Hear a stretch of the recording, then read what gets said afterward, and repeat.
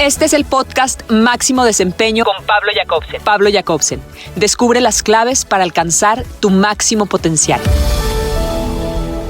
Nuestra invitada en el episodio número 300 de Máximo Desempeño es la talentosa actriz y cantante Mágida Isa. Reconocida como una de las artistas colombianas más versátiles en todo el continente, Mágida ha conquistado a millones con sus actuaciones y su voz, trascendiendo más allá de las pantallas. Nacida en San Andrés Islas, creció en un entorno de libertad y tranquilidad, rodeada por la belleza de las playas y la naturaleza. Su nombre significa gloriosa y poderosa. Manifiesta su destino de dejar una huella significativa en este mundo. El camino no fue fácil. A los 13 años se mudó a Bogotá y enfrentó el desafío de adaptarse a una realidad completamente diferente. Con una vena artística heredada de una familia de actores, estudió en el Teatro Libre y luego su pasión la llevó a México para formarse en la Escuela Nacional de Arte Teatral. Allí, lejos de sus seres queridos, aprendió a sobrevivir cantando en el metro, en bares y restaurantes, experiencias que forjaron su mentalidad fuerte y su disciplina. Al inicio de su carrera, Mágida enfrentó muchas negativas por no encajar en los estereotipos típicos de las actrices de televisión. Sin embargo, su perseverancia y constancia le permitieron encontrar su espacio en la industria, llevando a la vida papeles memorables como Elenita Vargas, La Diabla y Alejandra Guzmán. Mágida se destaca por ser una mujer empática, una cualidad esencial en su vida personal y profesional. Tiene la habilidad de ponerse en los zapatos de los demás, mostrando compasión y despojo del ego para crear personajes auténticos. Con su lema inspirador, con los pies en la tierra, las manos en el trabajo y la vista en el horizonte, nos recuerda la importancia de mantenerse arraigado mientras se persiguen nuestros sueños. La fortaleza de Mágida se refleja en su perseverancia y su dedicación constante, así como en su capacidad de empatía que le permite conectar profundamente con las emociones de los demás. Te invito a este apasionante viaje de autoconocimiento con Mágida Isa, una actriz y cantante que cada día se desafía a sí misma. En este episodio 300 de Máximo Desempeño descubrirás la inspiradora historia de un artista que con su talento y pasión está dejando un legado en el mundo del arte y el entretenimiento. ¿Qué es eso tan lindo? Ay, gracias Pablo por esa introducción tan bella. Mágida, bienvenida. Yo estoy feliz, por fin estoy aquí. Gracias por la invitación. Mágida, qué alegría tenerte en este episodio muy especial para nosotros, que es el episodio número 300. Con mi equipo estamos... Gracias, estamos muy felices porque cuando uno empieza estos proyectos uno nunca sabe hasta dónde van a llegar, y sentir que vamos en el episodio 300 y que vienen muchísimos más es muy motivante. Para comenzar este episodio quiero preguntarte, ¿cómo te sientes en este momento? ¿Qué pasa por tu mente en este día? En este día, ¿qué pasa por mi mente? Estoy feliz de verlos, a ti y a Michelle. Estoy agradecida de tener el espacio porque había tratado de estar aquí y de cuadrar la fecha. Y creo que todo pasa a su debido momento, en su debido tiempo. Me siento afortunada y agradecida con tus palabras, con tu generosidad.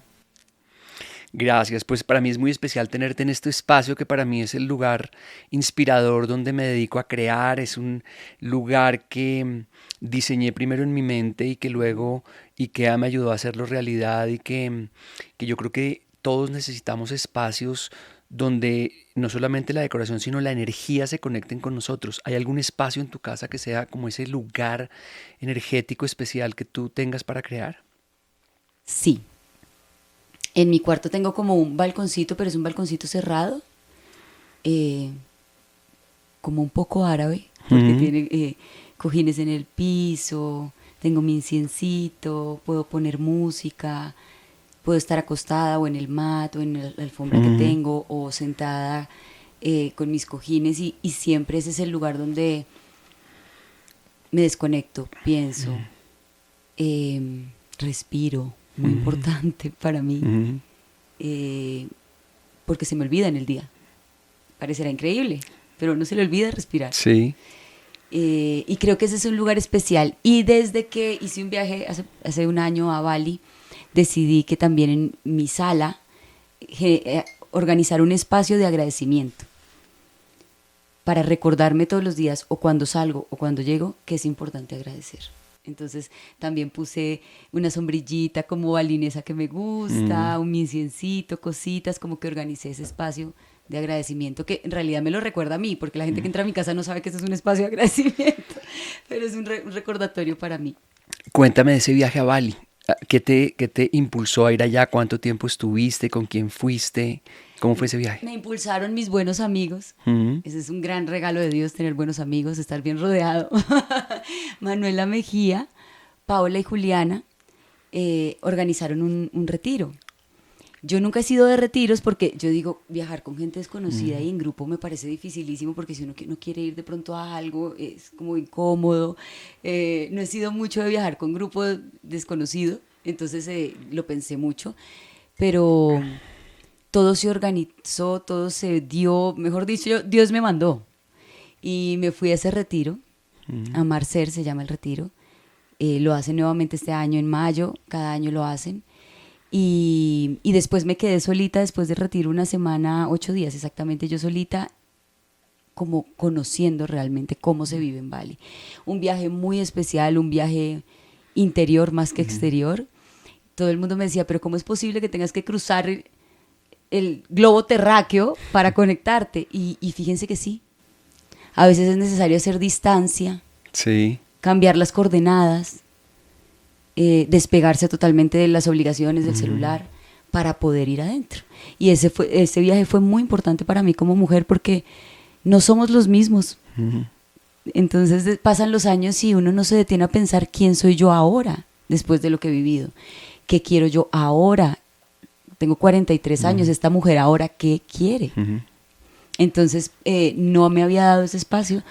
Increíblemente, vivo más en la vida de mis personajes que en la mía misma. Y me di ese espacio y para mí fue un gran regalo. Me encanta viajar sola, además, no tengo ningún rollo.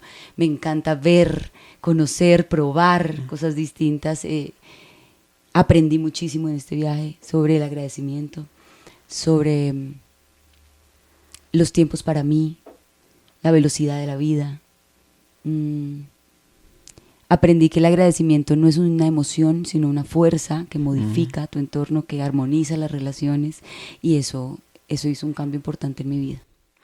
Fíjate que yo en el año 2023 tuve una experiencia hermosa parecida a la tuya en el sentido de haberme ido lejos para encontrarme a mí mismo y me fui a los Himalayas, me fui a Nepal, a un lugar además muy inhóspito, porque la zona del Everest es muy transitada. Entonces el campamento base del Everest es una pequeña ciudad llena de gente donde todo el mundo va como a ver la montaña más grande, pero hay una región que se llama el Sum Valley en Nepal, que es donde está Manaslu, que es una montaña a 8.100 metros, es una de las 14 8000, pero es una región budista, donde está pegado al Tíbet. Entonces son todos templos budistas. Y una de las experiencias más lindas en una aldea que se llamaba Lo, a 3.700 metros de altura, llegué a un monasterio y había unos monjes muy jóvenes y empecé a hablar con ellos y les pregunté a uno de ellos, ¿tú cuánto tiempo meditas al día? Y me dijo, aproximadamente 8 horas. Dios. Y le dije, ¿cuánto tiempo has meditado? Y me dijo, yo tengo cerca de 40.000 horas de meditación. Y le dije, ¿tú qué sientes cuando estás en un estado profundo de meditación? Y me dijo, gratitud. Todo lo que sientes en un estado elevado es una profunda gratitud que recorre todo tu cuerpo. Es una energía que tú sientes, que te acompaña, que es gratitud por absolutamente todo. Entonces no necesitas nada. Él me decía, tú no necesitas nada. Me decía, ese reloj que tú tienes, yo no necesito nada. No necesito un carro, no necesito un reloj, no necesito a nada ni a nadie, sino conectarme con mi mundo interior para estar en un lugar pleno. Y lo que tú estabas hablando de la respiración consciente, se nos olvida respirar y tener espacios para la respiración consciente es fundamental. Fundamental. Y yo no sé, me atrevo a decir que los occidentales somos mucho más inconscientes. Por supuesto. En eso. Vivimos en una velocidad, nos hemos puesto tantas ataduras, nos creemos muy libres, pero no. Y vivimos como en un permanente estado de angustia, o sea, como que respiramos aquí arribita, chiquitico, cortito, y a veces yo le digo a la gente que me rodea, es que a veces ni siquiera tienes que hacer un ejercicio de respiración hiper mega profesional de una técnica, sino simplemente respirar conscientemente y profundo, Sí. y te cambia el cuerpo, Sí. la mente, el sueño. Sí, estamos como... Ese viaje que hiciste me parece tan hermoso, me recordaste un libro, El monje que vendió su Ferrari. Sí, sí, sí. ¿Me lo recordaste? Sí. Qué hermoso conocer gente que tiene otras maneras de vivir para darse cuenta que se puede ser feliz y pleno de una manera mucho más sencilla y descomplicada. Así es. Yo creo que todos en nuestro calendario tenemos que tener un reto que nos dé vértigo. Es una experiencia para la cual hoy no estamos preparados, pero nos vamos a convertir en las personas capaces de enfrentar un desafío. Puede ser un desafío de... Hoy estaba oyendo un podcast de Angelina Jolie en la que hablaban de una academia en Londres de actuación donde han formado a 4 actores que han ganado Óscares. Y yo decía, los actores y todos en la vida que tenemos sueños, tenemos que pensar en qué podemos hacer algo extraordinario, tener una experiencia de ir a aprender algo nuevo, irnos a un lugar a aprender a tocar un instrumento, irnos a La Guajira a aprender a hacer kitesurf una semana con un profesor de kitesurf que toda la semana vamos a estar metidos aprendiendo y no nos vamos de ahí hasta que algo nuevo. Pero retarnos a nosotros mismos porque vivimos la crisis del confort. Vivir demasiado cómodos no nos ayuda a desarrollar habilidades ni a descubrir quiénes somos. Pero cuando tú te sales de tu zona cómoda, te vas súper bien acompañada porque Juliana y Manuela las conozco muy bien y ese retiro tiene que ser espectacular con ellas. Y Paula Sesson Healing, la tienes que conocer. A ella no la conozco, pero he oído hablar mucho de ellas y te vas a un lugar desconocido y te vas a caminar sola y conoces gente y te sientas en un café o a tomar té o en un lugar y ves la naturaleza. Es el mejor espacio que hay. Es el mejor espacio. Y es diferente el reto, porque cualquiera diría, como actriz, estoy permanentemente enfrente de esos retos. ¿No? Tú dices, como salirme de mi zona de confort, permanentemente lo hagas, hasta en un casting. Es una zona súper incómoda para uno. Pero una cosa es la vida profesional y otra cosa es la vida personal. Y esos lugares han hecho cambios en mí muy importantes. Salirme de esa zona de confort y presentarme personalmente, no profesionalmente, personalmente esos retos. El reto de la soledad también, que a mucha gente lo agobia mucho. Muchas personas siempre me preguntan cuando hago este tipo de cosas, ¿vas a viajar sola? ¿Te vas a quedar en Bali sola? ¿No te da miedo? Nunca he sentido miedo. No sé si por mi crianza y mi infancia, yo creo que sí. Porque mis papás nunca me dijeron, tienes que aprender a vivir sola y a defenderte. No, yo creo que eso viene de otro lado, como del amor, viene de otro lado. Esa seguridad de me tengo y también sé que los tengo aunque no estén aquí físicamente. Hay algo que no me deja sentirme como abandonada, como sola realmente. Y Dios, que siempre lo siento muy presente en mi vida y mis angelitos. Y por ejemplo te voy a contar una de las cosas que parecería sencillo. En Bali llegamos a un plan más turístico que no lo del retiro, sino un plan un poquito más turístico, que era conocer los arrozales, y entonces llegamos a un lugar precioso. Bueno, tenemos un tiempito libre, yo me voy a caminar, voy a entrar a la montaña, voy como a subir la montañita, y una señora hermosísima con su sombrerito me dice, sigue, bienvenida. Más o menos hablando inglés, como que me decía, sigue y recuerda que tienes que dejar una ofrenda para que disfrutes de este paisaje y de lo hermoso que te trae este territorio. Está sembrado por mí, yo siempre cultivo este arroz, y nos encantaría que pudieras dejar una ofrenda. ¿Qué piensa uno como occidental? Bueno, ¿dónde debo dejar como la plata? Como se paga la entrada. Lo que uno piensa automáticamente debe ser que me tengo que pagar algo. Sí, me está cobrando algo. A este terreno. Entonces yo como que buscaba como de, bueno, sí, claro que sí, dejo mi ofrenda, pero ¿en dónde? Ella me miró con una sonrisa. Digo, no estoy hablando de dinero. si tú vas a disfrutar de mi tierra, de mi paisaje y de este lugar que yo trabajo todos los días con tanto amor, me encantaría que dejaras una ofrenda. No estoy hablando de dinero. Para mí fue como si me hubieran pegado 3 cachetadas. Me quedé como sin aire, la miré y la abracé. Me dijo, es la mejor ofrenda, sigue, disfruta. Yo. Mira, esa enseñanza me duró para caminar 1 hora y llorar mis ojos y decir, Dios mío santo, yo que siento que el dinero no es importante en mi vida y que tantas cosas creo que no están en el primer lugar, y mi primer pensamiento fue, una ofrenda es dejar dinero para entrar a este lugar. Les pongo este ejemplo porque esto pasa cuando uno viaja solo. Te obligas a estar en otros lugares, a conocer otras maneras de pensar, a replantear incluso a nivel muy profundo tus creencias o tus certezas o tu manera de vivir y ver la gente y ver la vida, y esos intercambios son muy importantes y muy retadores, muy retadores. Yo creo que lloraba día por medio de la felicidad y de la gratitud y del aprendizaje. Sí, yo creo que esos viajes que realmente donde uno va como a explorar el mundo, pero también tiene la oportunidad de verse a uno mismo, no vuelve uno siendo la misma persona. No. Yo no vuelvo siendo la misma persona a veces ni de mis personajes. A veces que también es un viaje distinto, no es físico. Pero, uy, ¿cómo te modifica? Los viajes físicos y los espirituales nos modifican mucho. Mágida, se nota que tú eres una persona que ha trabajado mucho en el autoconocimiento.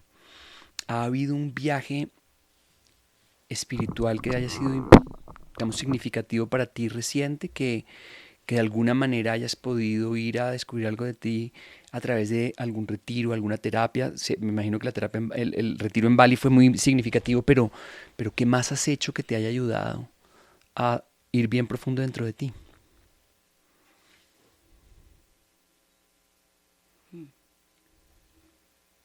Han sido años desde la pandemia de ir profundo con muchas cosas, en muchos aspectos. Esto que les voy a decir no es un retiro, lo estoy haciendo actualmente, es una formación en sexualidad femenina. Y, uy, Dios mío, cómo me ha confrontado. Y no estoy hablando solo de sexualidad, sino de la energía femenina. Me ha movido todo. Eso es lo que estoy haciendo actualmente, y jamás pensé que fuera tan confrontante, tan importante, hacerme tantas preguntas. Tampoco pensé que el desconocimiento de todo lo que somos como mujeres a nivel anatómico, energético, en nuestra maternidad, en nuestra sexualidad, tampoco pensé que yo desconociera tanto de mí misma. Ha sido un descubrimiento tremendo, Pablo.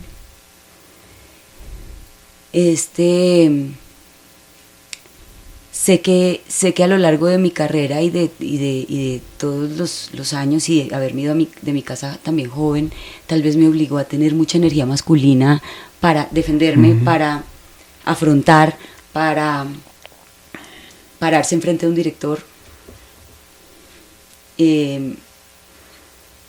Porque en el teatro y en el cine sí he encontrado círculos muy machistas.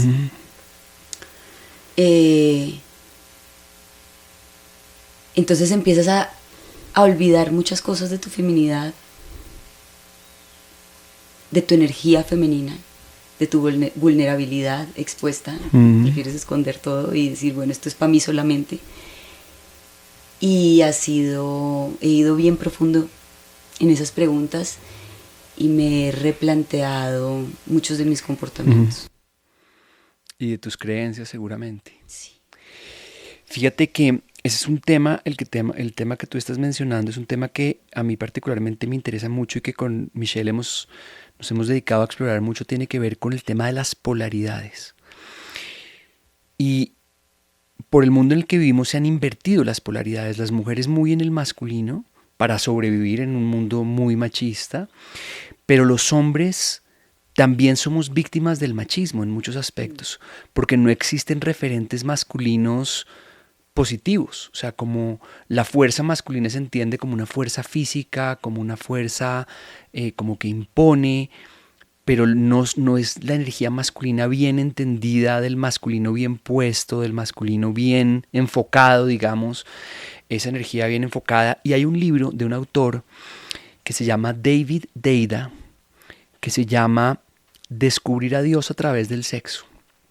Y tiene que ver con la conexión espiritual y con la energía a través de la sexualidad. Y es un libro muy lindo porque habla, como que te da unos mensajes y dice, para él esto y para ella esto. Y tú lo lees y tú dices, no puede ser como lo describe y como te muestra el tema de las polaridades y de la energía. Obviamente hombres y mujeres tenemos ambas energías, Sí. ambas polaridades. Y es importantísimo. Importantísimo.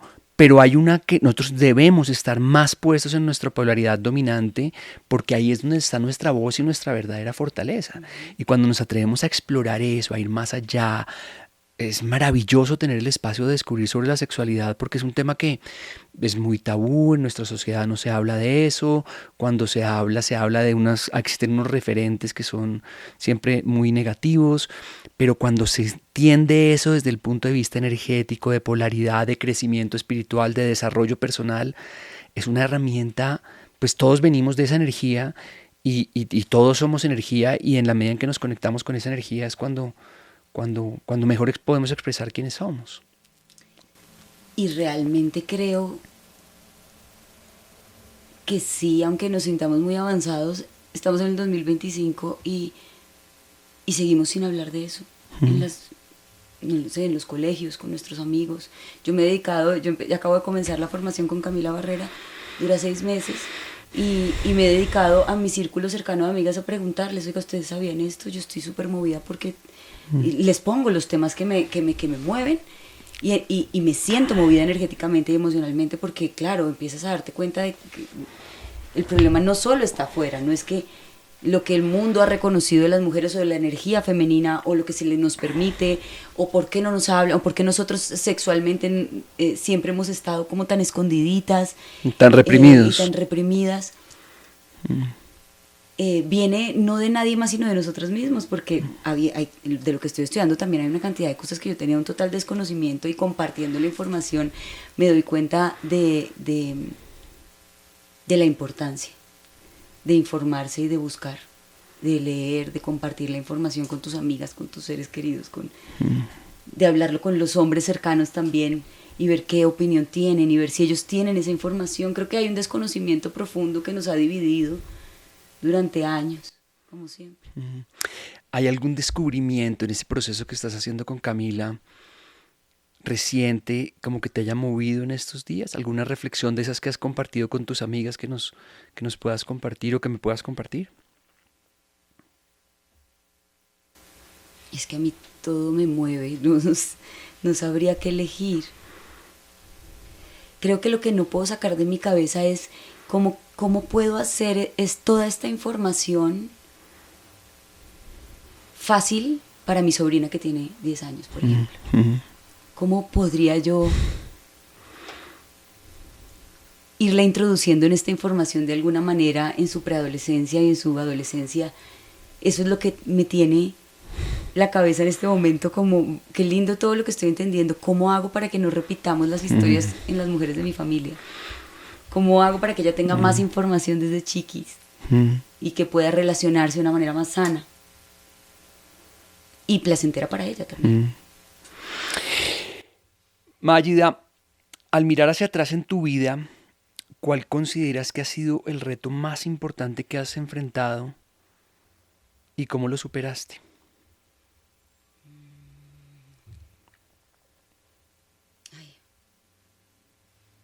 Cada ciclo tiene sus retos. No sé medir cuál es el más fuerte o el más grande. ¿Alguno que te haya marcado de manera especial?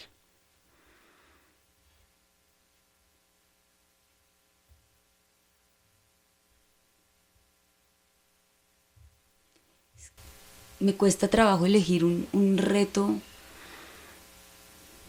que me haya marcado, porque casi siempre a lo largo de mi carrera me han traído cosas que son imposibles. Entonces, ¿cómo vas a estudiar teatro en otro país y allá no conoces a nadie? Dar ese paso no fue fácil.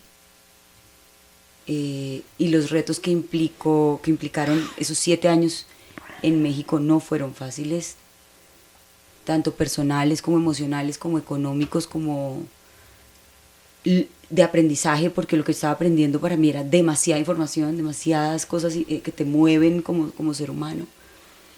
Después que me arrancaran de ahí de un día para otro, me sacaron de México porque hicieron en migración un sorteo para quitar 500 visas de trabajo, y en ese sorteo caí yo y no hubo manera.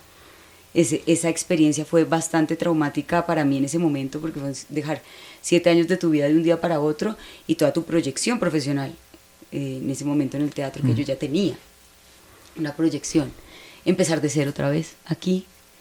Me sentía muy frustrada sin saber que, bueno, aquí me esperaban grandes cosas, pero me sentí empezando desde cero y muy dolida y muy frustrada, y volver a arrancar. Entender además el mundo de la televisión, me acerqué ahí al mundo de la televisión con otros retos que parecen imposibles, todo lo que eso implicó a nivel personal, no como actriz, sino como persona. Eres fea, eres rara, no encajas, no hagas castings para personaje protagónico, porque pues no, tú no tienes ese perfil. El no permanente y la evaluación permanente de mi físico y de mi feminidad también. Para mí fue un reto y entender ese lenguaje y entender esa manera de trabajar y entender fue un reto grande. Y después ya en cine, televisión, teatro, ya entendiendo un poquito todos los lenguajes y ya un poquito más segura de mí misma y habiendo como tomado las riendas de mi carrera, también empiezan los otros retos que son cómo sobrevivo, cómo permanezco aquí. Parece casi imposible. Nos estás compartiendo algo que me encanta y que veo, que observo en muchas personas que han logrado cosas extraordinarias. Hace poco entrevistaba a un colombiano compañero del colegio que lo acaban de nombrar presidente de Kellogg's Norteamérica. Ve un negocio que es Estados Unidos, México y Canadá, y maneja un negocio de $60 billones, que es algo que para un colombiano y para alguien cercano con quien yo caminaba estas calles al lado de mi casa, pues es una cosa impresionante. Y hay como una tendencia a asumir riesgos en la vida, riesgos calculados, pero es irte a México sin saber qué va a pasar y lanzarte a una cosa en la que todo el mundo te dice no, por ahí no es, y creer en ti y asumir riesgos audaces de cosas de... Tengo entendido que en tu historia hay varias ocasiones en las que por alguna razón te han rechazado y tú has dicho no. Yo soy la persona para esto y me lanzo y aquí estoy. Cuéntanos esa historia de un casting que tú tuviste en el cual tú grabaste la voz de Elenita Vargas, tal vez. ¿O fue Sí, el casting de Elenita, fue Sí. La Ronca. Sí. Que no me iban a hacer casting, no estaba considerada dentro del casting porque, bueno, en ese momento ellos no sabían que yo cantaba. Y además me veían muy joven para el personaje y no me veían como en el perfil de lo que estaban buscando. Y entonces yo sabía que ese personaje era para mí. Yo decía, claro que lo puedo hacer. Y tengo que, por favor, ganémonos ese derecho a casting. Mi manager conmigo ahí todo el tiempo, debo decir que su apoyo ha sido fundamental. Y tratábamos de que nos hicieran el casting y tratando de ganarnos el derecho de que nos hicieran el casting y no. Entonces pues nos fuimos, hice yo el casting sola, me fui al teatro de Rubén Di Pietro, llevamos un mariachi, canté en vivo, doblé, me caractericé, hice escenas y mandé un DVD en ese momento con carátula y todo, cual si yo fuera la Ronca de Oro. Para ganarme el derecho al casting. Y ahí el reto era que lo vieran, ¿no? Porque pueden llegar al DVD, pero claro, les llamó la atención, yo creo, de quién se Sí, ¿quién hizo eso? ¿Quién se toma el trabajo de hacer esto? Y Clara María lo vio y me llamaron a casting. Solo a casting. Y de ahí en adelante fueron como 10 callbacks, porque eso eran como eliminatorias. Pensábamos no sé cuántas actrices iban descalificando hasta que llegamos a la final. Y fueron como 10 callbacks. Ya el 10º callback yo ya no sabía qué hacer. Pero sí, esas cosas que dicen, no, es que es imposible. Yo digo, no, un actor, es que soy actriz, yo puedo. Dame la oportunidad del casting. Me pasó lo mismo en La Diabla. Me pasó lo mismo en La Diabla por cuestiones físicas, porque el perfil del personaje decía que tenía que ser una mujer muy voluptuosa, que ojalá tuviera cirugías, que se le notara que para ella era súper importante la apariencia y lo estético. En la historia ella había sido una prepago y tenía ciertas características ya estipuladas y pues yo físicamente no tenía esas características. Y también fue una lucha con los directores de Vean mi casting. No con los directores que dirigieron la serie, sino los directores lucharon conmigo de vamos a mostrar esto. Aunque no estés en el perfil, ellos estuvieron conmigo en todo el proceso apoyándome. Y Juan Pablo Rincón, que era el director de casting, también me permitió hacer el casting. Él siempre ha confiado mucho y se lo agradezco. También pasó lo mismo con Alejandra Guzmán. No queremos ver colombianas al principio del proceso. Y después de varios meses abrieron casting para fuera de México y pues se veía como algo imposible de lograr porque era un personaje muy mexicano, con unas características también muy especiales, su voz, cantar en esos registros de esa manera, su energía, su físico. Entonces me veían a mí y decían, pero Maggi, así como que no me la imagino. Y yo pues no te la imaginas porque yo no lo he construido, pero pues yo no vivo así, pero no tengo por qué parecerme, lo puedo construir. Y esa ha sido la lucha de mi carrera permanentemente para poder hacer personajes distintos o interesantes. Es como, déjame hacer el casting, es que simplemente déjame hacer el casting. Dame la oportunidad de estar ahí un segundo en ese lugar, en esos zapatos, y miramos si lo puedo lograr o no, pero dame chance. Hay mucho que podemos aprender de ti a través de enfrentar desafíos en los cuales de alguna manera el mundo te dice que no, pero tú crees que sí y tú haces tu máximo esfuerzo para lograrlo. Seguramente hay ejemplos también de cosas en las que finalmente no te quedaste. Sí, muchos. Que lo intentaste y que pedaleaste, porque no siempre se gana y muchas veces las historias que se cuentan son esas de los triunfos, pero no las de las derrotas. Y la confianza en nosotros mismos de ir y luchar por eso que queremos y de ir y hacer el máximo esfuerzo y decir yo soy la persona ideal para esto y yo creo en mí. El mundo cree en quien cree en sí mismo. Es muy atractivo para las personas ver a alguien con hambre y con ganas de hacer algo. Si yo fuera el director, yo digo, y esta persona me entrega este CD, hizo todo este esfuerzo, está muerta de ganas de hacerlo. Yo quiero con alguien que me muestre las ganas, no simplemente con alguien que vaya al casting una vez y lo mande y chao. ¿De dónde viene la confianza en ti misma? ¿Qué has aprendido sobre la confianza en ti? Aquí tengo que ser muy sincera. Cuando hablamos de confianza en mí misma, parecería que estoy hablando de que realmente yo tengo una absoluta seguridad en mí. No. Hay una confianza en lo que yo he estudiado, en las horas que yo he estudiado el comportamiento humano, en que he estudiado el arte del actor, en las horas que le he dedicado a mi arte. Eso me produce una profunda confianza porque yo lo he trabajado, porque yo tengo herramientas en esa cajita que he ido metiendo durante años que sé que funcionan, que todo el tiempo alimento mi banco de imágenes cuando no estoy trabajando. Estoy siempre conectada con que eso, no perder eso, esas herramientas que necesito para cuando llegue el momento de esa oportunidad de estar lista. Otra cosa es que yo tenga absoluta confianza en mí misma o seguridad absoluta. Yo siempre me siento muy insegura, Pablo.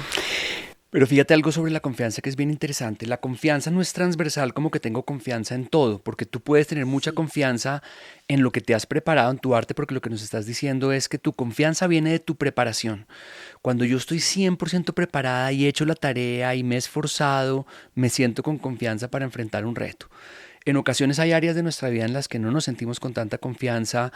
Puede ser en relaciones, puede ser en el deporte o puede ser en cualquier otra actividad que nosotros queramos hacer.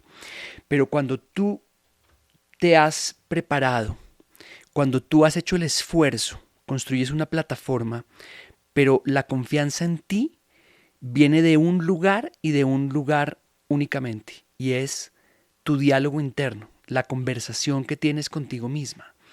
Entonces, lo que te ocurre a ti, y si nosotros pudiéramos meternos en tu pensamiento, es: yo estoy preparada, yo creo en mí, yo estoy seguro de que yo voy a lograr esto y yo voy a hacer mi máximo esfuerzo.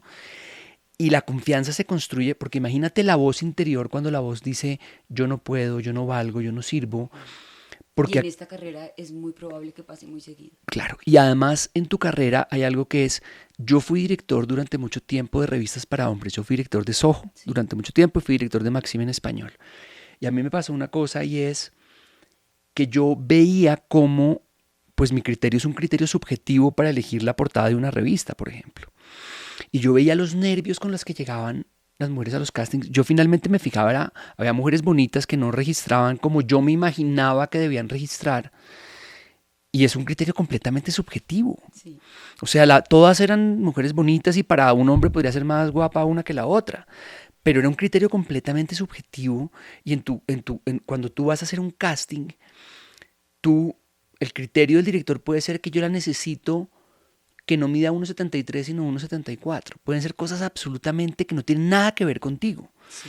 Entonces yo creo que las personas tenemos que aprender a no tomarnos las cosas personalmente. Cuando nos dicen que no, no es personal.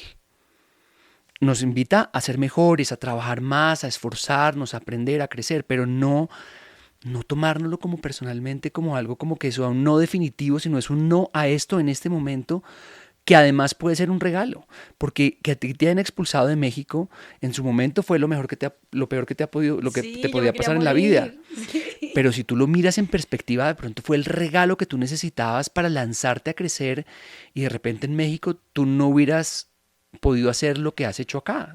No lo sabemos, pero probablemente no. Sí, estaba escrito mi camino por otro lado. Así es. Y ese no permanente que he recibido y que sigo recibiendo, porque no es que todas las cosas que yo me proponga las logre. Es importante que sepan que puedo hacer muchos castings y tener muchas ganas, y muchas veces me han dicho que no, que no, que no, que no. La mayoría son más los no que los sí.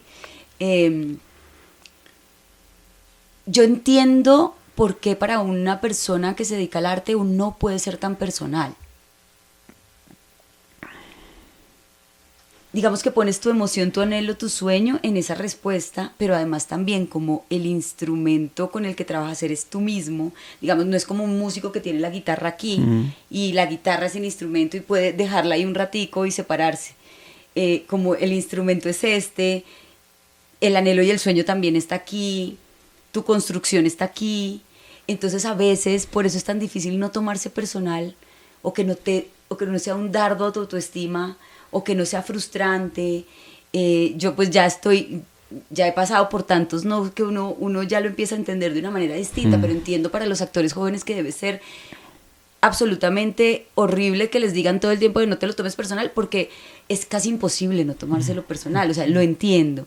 Lo que sí creo es que es más difícil para las nuevas generaciones, porque no solamente es el casting, sino también el Instagram, sino también la foto, los likes, y ya son tantas cosas que te exigen ser de cierta manera y que te exigen encajar. Casi que todos estamos en casting, no solo los actores, sino permanentemente todo el mundo está en el casting del like, del mejor post, de quien vendió más productos en O sea, todo se mide, todo se expone.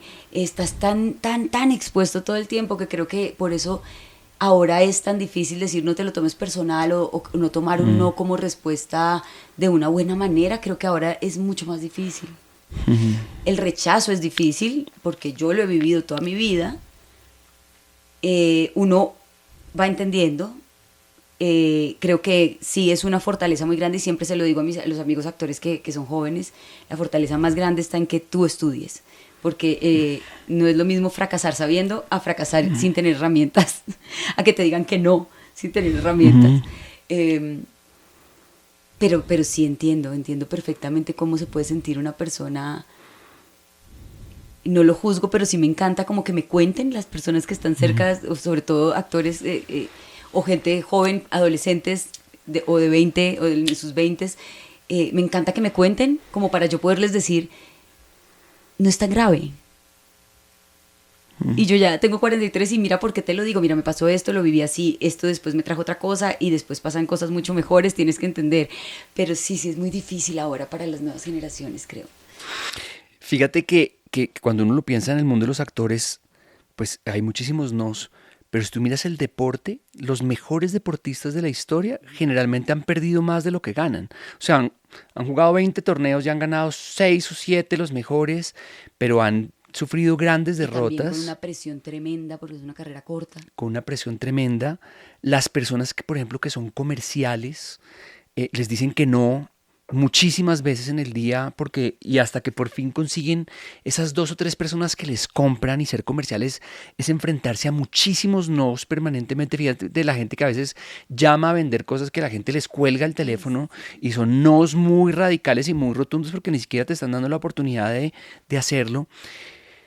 Y en la vida, cuando aprendemos a ir de no en no sin perder el entusiasmo, sin perder la actitud y las ganas, porque en el momento en que tú pierdes, a ti te dicen que no 3 veces seguidas, supongamos, y tú bajas la actitud, bajas las ganas, dejas de prepararte, dices, yo para qué me preparo tanto para este casting, si igual de pronto me van a decir que no.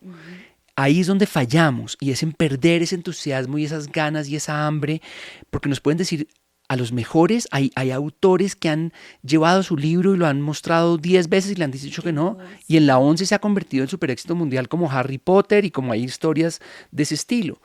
Entonces es nuestra actitud en la espera, nuestra actitud en esperar la oportunidad, es una actitud de seguir creyendo, de seguir trabajando, de seguirnos levantando, a pesar de que el mundo nos esté como de alguna manera demostrando que no.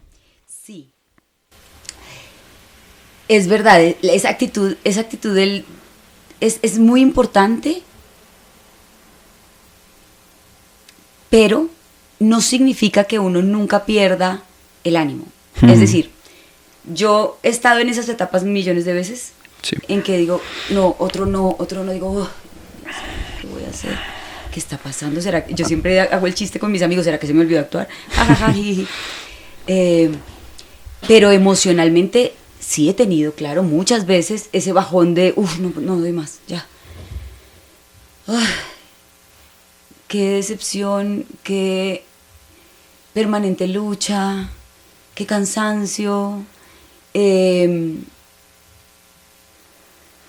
No hay que darnos tanto palo si estamos ahí en este momento, porque sí hay esos momentos emocionales, porque todos son ciclos y hay que vivirlos y pasarlos. Pero siempre lo que quisiera dejar ahí es ese momento de vulnerabilidad. Busca algo que hacer. Es decir, así no tenga nada que ver con lo tuyo, que ese ha sido mi salvavidas. Voy a leer este libro, voy a hacer clase de pilates, y no se necesita tener dinero, puede ser en tu casa. Voy a acostarme en esta alfombra, a respirar todos los días, media hora, solo respirar, no voy a coger el celular, respirar profundo, estar. Como ponerte tareas en el día, porque la cabeza te gana. Y realmente creo que a veces, no te digo que estés optimista todo el día, yo no lo estoy, a veces he pasado por esos momentos que dices, en esos momentos que tú dices de la espera, que uno dice, qué cansancio, ya no, ¿qué voy a hacer? Pero creo que lo importante es hacer, no detenerse, sino hacer algo, lo que a ti te suene en ese momento, ejercicio, leer, ver una serie que te inspire.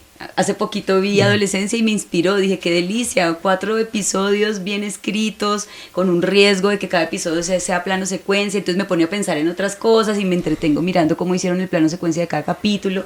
No sé, voy a hablar con una persona, es muy importante estar bien rodeado, tal vez no son muchos tus amigos o no tienes una familia grande, pero hay una persona con la que digas, uy, me voy a tomar un café con este porque me hace reír, o me voy a tomar un café con este porque siempre me habla de cosas rarísimas que lee y yo nunca entiendo qué dice, pero me parece entretenido. O sí, el problema es que nosotros nos encerramos y nos quedamos quietos, y cuando uno se queda absolutamente quieto, la mente le gana. Tal cual. Y lo que tú estás diciendo, que estoy absolutamente de acuerdo contigo, es necesario poder transitar todas las emociones y sentirlas en profundidad. Cuando no te sale el proyecto, no es que sigas como si nada. Está bien que tú te frustres y te sientas triste y que sientas rabia de por qué no me tocó a mí ese proyecto. Lloras. Y te lo permite sentir, porque eso es necesario. Cuando un deportista pierde, es necesario que sienta la tristeza, la rabia, la frustración y todas las emociones que vengan acompañadas con esa derrota. Cuando hablamos de actitud, la actitud es siente todo eso, pero ponte en movimiento. Exacto. Vete a hacer ejercicio, vete a tomar el café con alguien, porque el movimiento es lo que, si tu cuerpo se mueve, tu mente fluye. Y movimiento es cuando tú estás en movimiento, por ejemplo, teniendo una conversación con alguien, aprendiendo algo nuevo, yendo a la naturaleza y pudiendo procesar esa emoción de frustración que estás teniendo. Eso que estás diciendo de hablar con alguien, por ejemplo, cuando uno, ¿no les ha pasado que cuando uno pone en voz alta lo que le está pasando, se sienta con alguien y dice, me estoy sintiendo así? Es tan importante verbalizar las emociones y los estados anímicos. Y las últimas generaciones, que cuando yo daba clases en la universidad de actuación, me empecé a dar cuenta que las generaciones nuevas tienen muy pocas capacidades para hablar de lo que sienten en palabras. Es tan importante porque cuando lo dices en voz alta, tú misma te estás escuchando y dices, yo de verdad pienso esto, o no es tan grave. Tú no lo dices, no se lo dices a la persona que te está escuchando, pero cuando uno verbaliza y se obliga a poner en palabras el sentimiento, uno mismo se escucha y dice, sí, o incluso te das cuenta de lo que estás sintiendo que no habías analizado y que es verdad, ¿no? Entonces, eso que dices de hablar con alguien es muy importante. Poner en palabras lo que te está pasando. Tener a alguien, un círculo de seguridad ahí con quien hablar. Es que el trauma no es lo que te sucede. El trauma es lo que guardas dentro de ti. Sí. Y en la medida en que tú puedes sacarlo con alguien que no juzgue, con quien tú te sientas en un entorno seguro para decir, pucha, estoy con mucha rabia o con mucha tristeza o con mucha frustración, yo quería ese papel porque para mí era súper importante, y tú lo puedas sacar. Pero normalmente tenemos que, lo que hacen muchas personas y lo que hemos hecho en algunos momentos de nuestra vida es como guardarnos eso, no, yo estoy perfecta, no me ha pasado nada, todo está bien, y sentimos que todo el mundo allá afuera está feliz, y es necesario poder vivir todas las frustraciones. La felicidad no es la emoción que nosotros los seres humanos estamos buscando. Hay momentos de felicidad, pero abrazar la tristeza y abrazar la frustración y abrazar la rabia y decir, tengo mucha rabia y tengo la sensación de que si tuviera una bazooka se la descargaba. Permitirse sentir eso, no es que lo vayamos a hacer, pero permitirnos sentirlo y expresar. Y expresarlo. Es maravilloso. Sí, yo en eso también soy súper descarada, así como soy descarada para tomar mis decisiones y afrontarlas y decir y voy, también soy súper, a mí todo se me nota. Yo soy descarada, me refiero a como sin la máscara. Todo el mundo se da cuenta de los que me rodea que estoy sintiendo, es casi imposible que yo lo pueda ocultar. Y cuando lo oculto lo somatizo, entonces yo ya me conozco y sé que mejor no lo oculto. Mágida, tu nominación al Grammy Latino fue algo que debió ser muy sorpresivo para ti. ¿Qué significó para ti recibir esa nominación y cómo impactó tu carrera? O sea, eso sí es lo que nunca pensé que yo iba a vivir. Miren qué especial está esta historia. Ay. La nominación al Latin Grammy la razón fue por un acto de amor. Sí, la calidad musical de ese disco es increíble porque Ricardo Torres y su mariachi es el mejor haciendo arreglos, es el mejor mariachi, sin lugar a dudas, de habla hispana, de la gente con la que yo he estado en un escenario, no tengo ninguna duda. Pero realmente esto nace, Pablo, de que yo hice La Ronca de Oro aquí en Colombia y como la serie la grabamos toda en vivo, yo no tenía nada grabado, cantado, y mi papá me dijo, ay, mi sueño es tener un disco de rancheras cantado por ti, porque vio La Ronca y mi papá, si yo escuchaba rancheras chiquita era por mi papá, él era el que le gustaba ese género en mi casa. Y yo, ay Dios mío, ¿qué le doy? Si no grabé, todo era en vivo, pues le regalo la serie, pero no lo puede poner un disco en su casa, o sea, ¿qué hacemos? Le digo a Ricardo Torres, fue el que hizo la música de La Ronca, gran compositor, arreglista, el mejor productor de música ranchera mariachi. Digo, Richie, mi papá me dijo esto y mi papá nunca me ha dicho sueño con, mi sueño es, desde que soy chiquita nunca lo había escuchado decir eso. ¿Qué hacemos? ¿Le hacemos un disco? ¿De una? Hagámoselo, yo me asocio contigo, hagámosle el disco. Listo. Y Ricardo y yo hicimos un disco que se llama Nocturna, de música ranchera mariachi para el sueño de mi papá, no para sacarlo a la venta, no para que lo escuchara Colombia, no para que estuviera en un Grammy, no, nunca nuestra proyección fue lanzarlo públicamente, sino era regalárselo a mi papá porque era su sueño.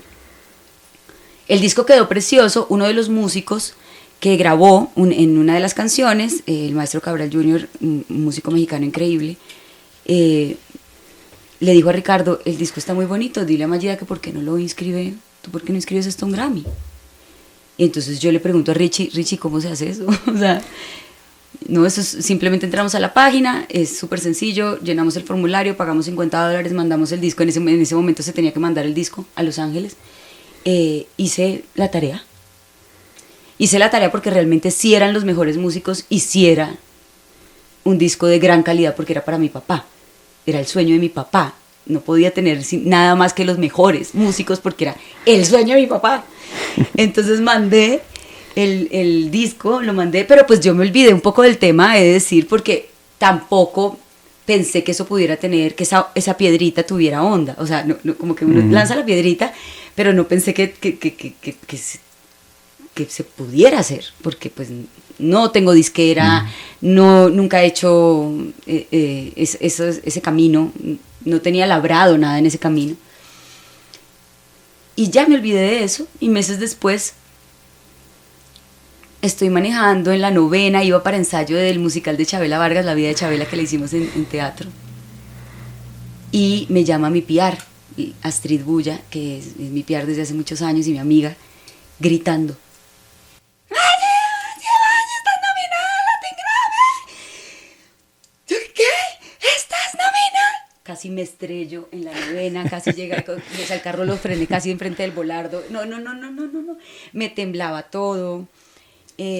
Lloré de la emoción y lloraba, pero yo no sabía si lloraba de la emoción, yo ni sabía porque no estaba dimensionando, o sea, yo lloraba de la emoción y temblaba, pero no podía entender en ese momento, y creo que después, obviamente fui al Grammy, obviamente viví la experiencia, no, tal vez más como una fan de todos los artistas que estaban ahí, sintiéndome muy afortunada del lugar en el que me había puesto Dios en ese momento. Pero sobre todo yo no podía creer que un acto de amor absolutamente desinteresado me pudiera llevar a ese lugar. Y aprendí, para mí, para mi vida, y se lo compartí a todo el mundo, para decirles, tal vez tanta ansiedad de tener algo no es tan chévere. Yo creo que es el amor que le pones a lo que haces, sí, y soltar el resultado. Y ya. O tal vez si yo me hubiera puesto a comparar, no, es que mi disco lo voy a proyectar a que sea un álbum que puedan nominar en los Latin Grammy, de pronto hubiera hecho una cantidad de cosas y hubiera tomado una cantidad de decisiones que no hubieran sido coherentes conmigo, ¿sabes? Porque quiero encajar allá, en lo que la gente que hace música ranchera mariachi, que siempre han sido los ganadores, ellos hacen este camino, entonces yo voy a hacer el mismo camino. Que eso, pues uno hace ese estudio cuando quiere llegar a algún lado. ¿Qué hicieron los que están allá para llegar? Entonces uno, listo, entonces yo voy a hacer este tipo de música, voy a hacer esto, voy a hacer tal, con tal disquera. Y yo, como no tenía ninguna de esas pretensiones, de repente me vi allá y dije, o sea que todo eso no es necesario. ser consecuente con lo que uno quiere, ser consecuente con lo que nace del corazón, ser consecuente con las cosas que te hacen felices hoy, que seguramente mañana va a traer un fruto que no te lo imaginas. No te lo imaginas, lo sembraste hoy, va a traer un fruto, sea cual sea, y no te lo imaginas. Y fue un gran aprendizaje, imagínate la dicha de mi papá, imagínate mi dicha. Me fui con Ricardo a los Grammy. Para mí fue soñado, porque además mi categoría la dejaron en la gala principal, yo sentada al lado de Alejandro Fernández, no sé quiéncito, Luis Guerra, Alejandro Sanz, era el hombre del año, que yo soy fan de Alejandro Sanz, era el artista del año, yo me sentía, pero o sea, me dieron el Grammy, para mí, en mi cabeza, aunque no me lo haya ganado. Yo ya iba con 50 Grammys de vuelta a casa. Qué buena historia. Mágida, para ti como artista, tú estás muy expuesta a la vulnerabilidad. Tú te expones emocionalmente sin conocer el resultado de lo que haces. Y cuando tú lanzas un disco, cuando tú te paras en un escenario a hacer teatro, cuando tú haces una serie o una telenovela, pues estás muy expuesta a los juicios y opiniones de otros. Sí. ¿Qué has aprendido sobre manejar esos juicios y opiniones de los demás de forma que no te afecten? O que yo creo que de alguna manera nos afectan, pero que no determinen tu seguridad en quién eres. Creo que mi vulnerabilidad, desde unos años para acá, yo ya entendí que ese es mi don. Y muchas veces, hasta en el cotidiano, en una escena, todo el mundo puede dar 50 opiniones. Y yo las escucharé, porque también es mi trabajo escuchar los diferentes puntos de vista de las emociones, de las situaciones, y entender qué camino quiero tomar yo. Y entender qué quiero creer yo de esas múltiples opiniones. Pero es que en mi caso particular, la vulnerabilidad es mi don. Gracias a que soy vulnerable, el público se puede conectar conmigo en una emoción, ya sea en teatro, en cine o en televisión. Lo único que va a hacer que el espectador, con una pantalla que nos divide, que nunca me ha visto personalmente, logre conectar una emoción conmigo, llorar en la escena conmigo, emocionarse o que le dé rabia conmigo en una escena, o quedarse pegado sin poder respirar por algo que está sucediendo, es que yo sea completamente vulnerable, que digamos todos mis puntos energéticos estén abiertos, que yo esté viviendo al 100% eso que le estoy regalando al que está mirando, digamos. Si no, no tendría ningún sentido. Entonces ya eso dejó de ser un tema para mí hace muchos años, porque me di cuenta que no puedo ni avergonzarme de mi don, porque mucha gente, y lo vas a, si hablas con mis hermanas o con la gente que me rodea, es como, ay, no, es muy llorona, a mí todo se me nota, si algo me conmueve, se me agua el ojo, si algo me da rabia, se me nota inmediatamente. O sea, la gente que está alrededor mío incluso hace burla un poquito de eso y se ríen de mi vulnerabilidad y de mi permanente sensibilidad, pero es que es mi don. Dios me dio eso y por eso puedo ser actriz.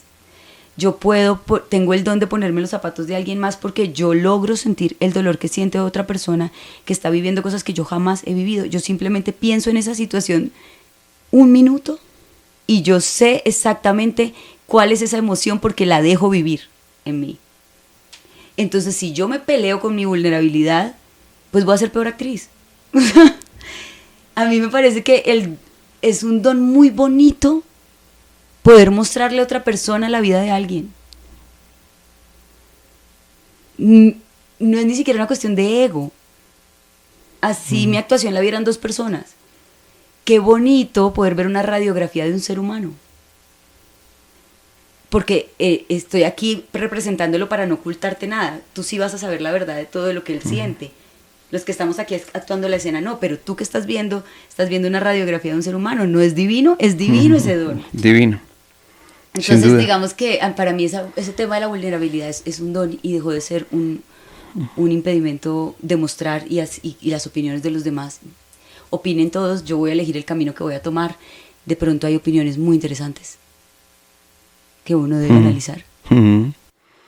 Aprender a recibir la retroalimentación negativa como con curiosidad, no con ego, sino con curiosidad de saber qué puedo hacer diferente y qué puedo hacer mejor. Totalmente de acuerdo. Imagínate que me pasó en cuanto a eso, una cosa con la hija de Diana Turbay.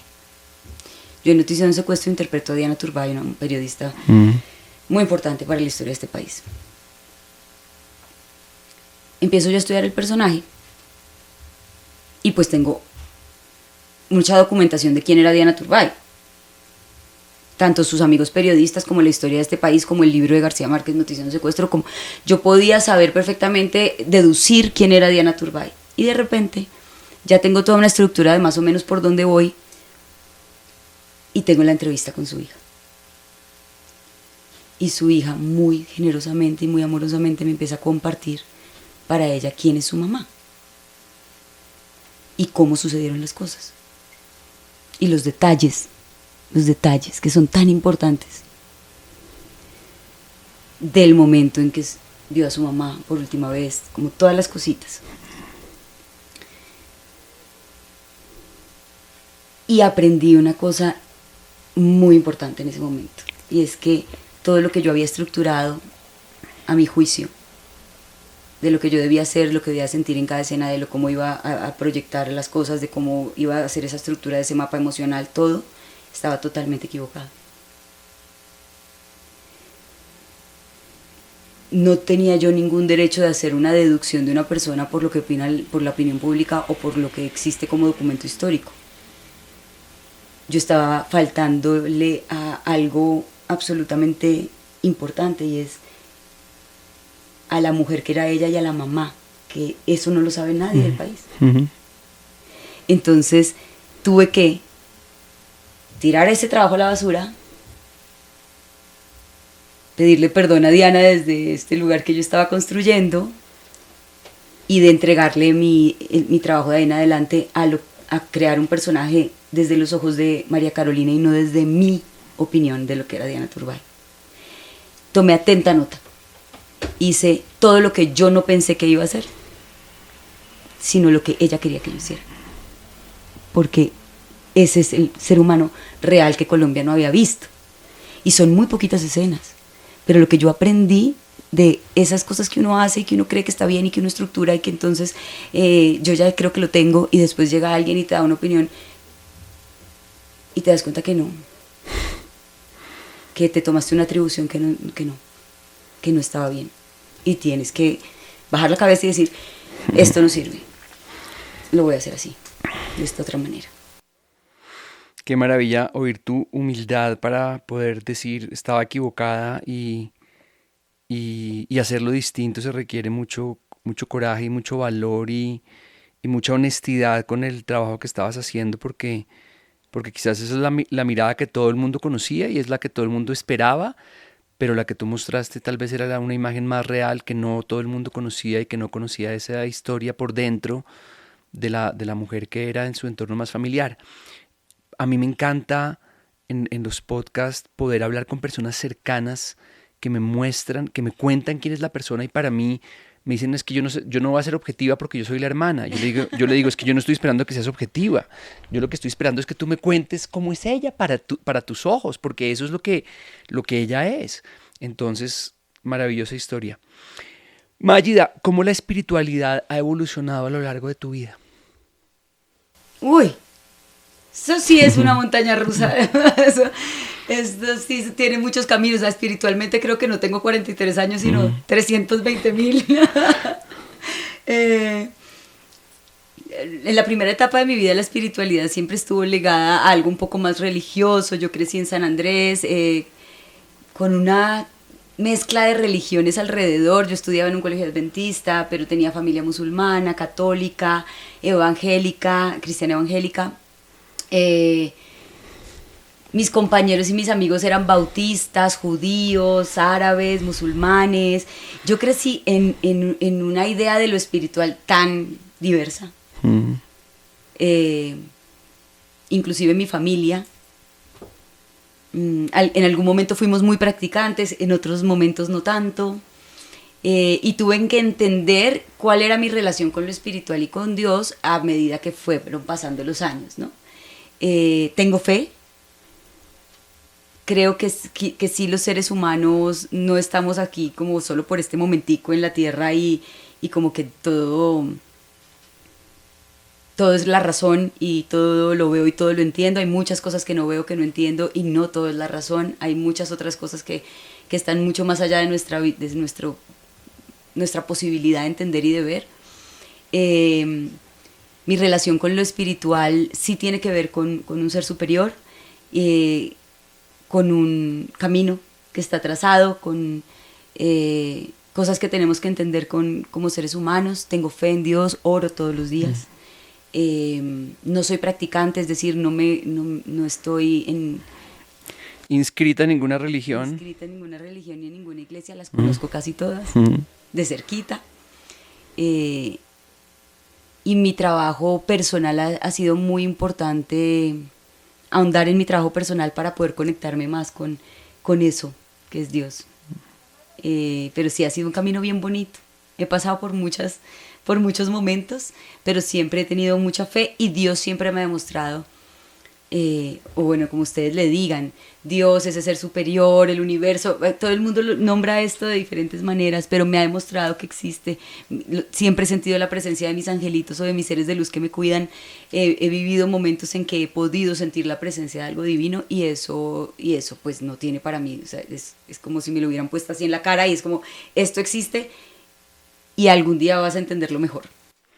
Mágida, si pudieras poner un enorme cartel en un lugar que todo el mundo pudiera ver, ¿qué dirías en él y por qué? ¿Qué quisieras decirle a todo el mundo? De forma breve, ¿cuál sería tu mensaje? No se me ocurre un mensaje. Yo creo que pondría la palabra gracias. Creo que la gente me ha dado más de lo que yo pudiera haberme imaginado. Creo que pondría la palabra gracias. Y estoy segura que la palabra gracias tiene poder y transforma. Así que ese sería. Mágida, en el libro de tu vida, ¿qué título le pondrías al capítulo que estás escribiendo en este momento?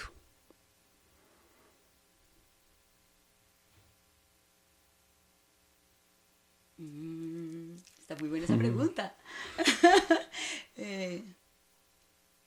La nueva mujer que soy, tal vez.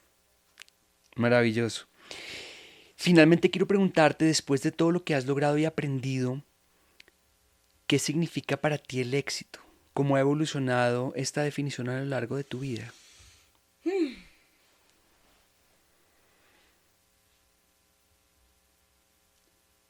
El éxito, aquí vamos a durar media hora en esta respuesta. La palabra éxito genera una presión en nosotros tan fuerte. Ser exitoso se vuelve a veces para uno tan importante en las cosas que hace. Y lo vemos como que está allá, es algo que tengo que alcanzar, que casi puedo tocar y que cuando yo llegue yo lo voy a saber. O pones referentes. Voy a ser exitosa cuando logre esto. La palabra éxito creo que está tan mal entendida y nos ha hecho tanto daño.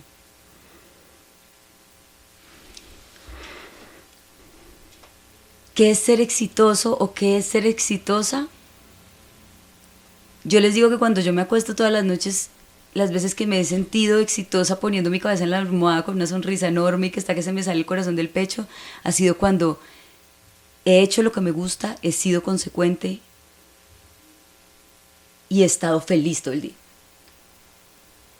Y eso incluye no solo una cosa profesional, sino incluye a que mi papá y mi mamá tienen salud, mis hermanas están bien, mi sobrina está bien.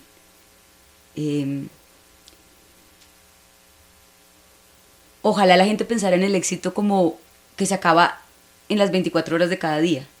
Creo que viviríamos mejor. Es como, hoy tuve éxito. ¡Sí! Comí lo que me gustaba y tuve ese plato en mi mesa. Pude estar con Pablo hablando fuera de este mundo 2 horas de cosas que nunca hablo con otras personas. Tengo salud. Mi mamá me escribió y me dijo, llegaste bien. No sé, yo me he puesto esa meta, es como cada día.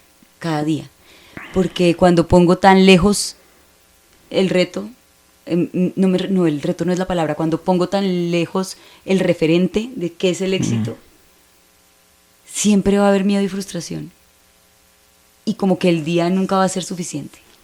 Y como que nada en la vida va a tener sentido. Porque hasta que no llegue allá no tiene sentido. Pero hay que hacer que tenga sentido todos los días. Entonces creo que más bien habría que borrar la palabra éxito y cambiarla por otra que te funcione a tu cabecita y que te permita vivir cada día como una persona exitosa. No llegar al éxito, sino vivir como una persona exitosa. Sí, a mí hace poco me ocurrió algo muy bonito y es que estuve en contacto con varios amigos a quienes no veía hace muchísimo tiempo, con varias personas cercanas a quienes hace muchos años no veía, y los vi en lugares muy exitosos en la forma. Me alegré mucho por ellos de ver que están haciendo cosas extraordinarias, como este amigo que es presidente de Kellogg's, otro amigo en Ámsterdam que está de presidente en una multinacional gigantesca y que ha sido muy exitoso y que además desde nuestra edad, de la época del colegio, de la universidad, se veía que iban a llegar muy lejos. Otro amigo que fui al apartamento de él, lo vi con su familia, como en un lugar muy bonito y que me sentí muy... Y le dije a Michelle, yo siento que el éxito es abrazar nuestro propio camino. O sea, me sentí muy feliz de verlos a ellos, pero me sentí muy feliz de ser yo también, sí. Y de decir, yo estoy en el lugar en donde quisiera estar, y de abrazar tu propio camino en la medida en que no rechazas tu propio camino y no esperas ser como otro o la vida de otro, sino como que auténticamente abrazas lo que eres. Yo creo que en ese momento te sientes exitoso. De acuerdo, total. Y de verdad, en este mundo tan revolucionado, vivamos cada día como personas exitosas. Hagan el ejercicio, es ¿cómo vive una persona exitosa? Voy a hacer el ejercicio hoy. ¿Cuál es el ánimo de una persona que se siente exitosa? Hagan el ejercicio, actúen por un día. Si no se sienten así, actúenlo por un día. Sí. De hoy me voy a levantar porque hoy soy una persona exitosa. ¿Cómo se siente? ¿Cómo te tomas el café? ¿Cómo se mueve? ¿Cómo te mueves? Sí. ¿Te vas a maquillar? ¿Te vas a maquillar persona exitosa? O sea, como haciendo un ejercicio de actuación.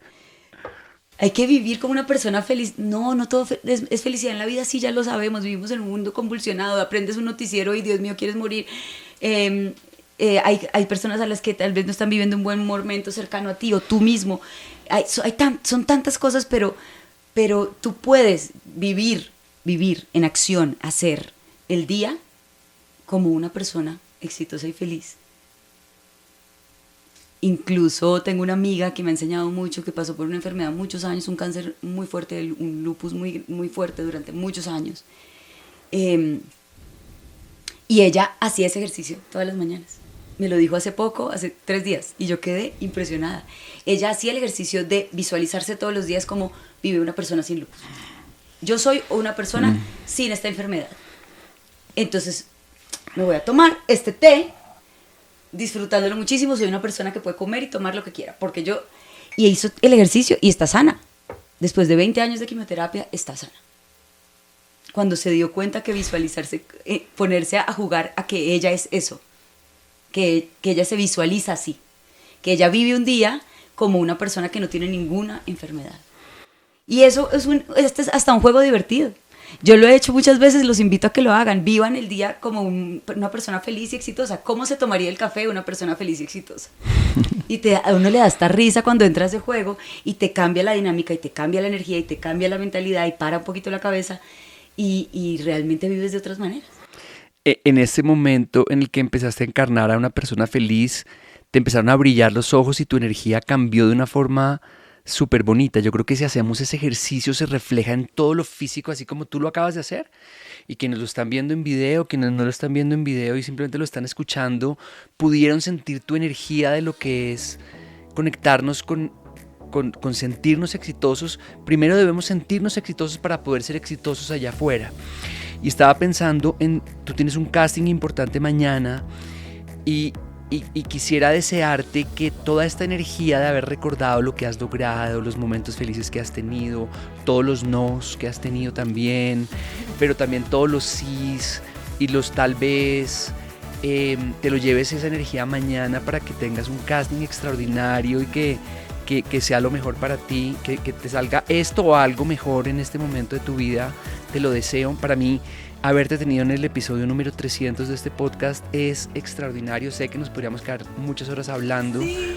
Y quiero que más adelante vuelvas a un segundo episodio en que nos sigas contando más de tu vida, porque he aprendido muchísimo de ti.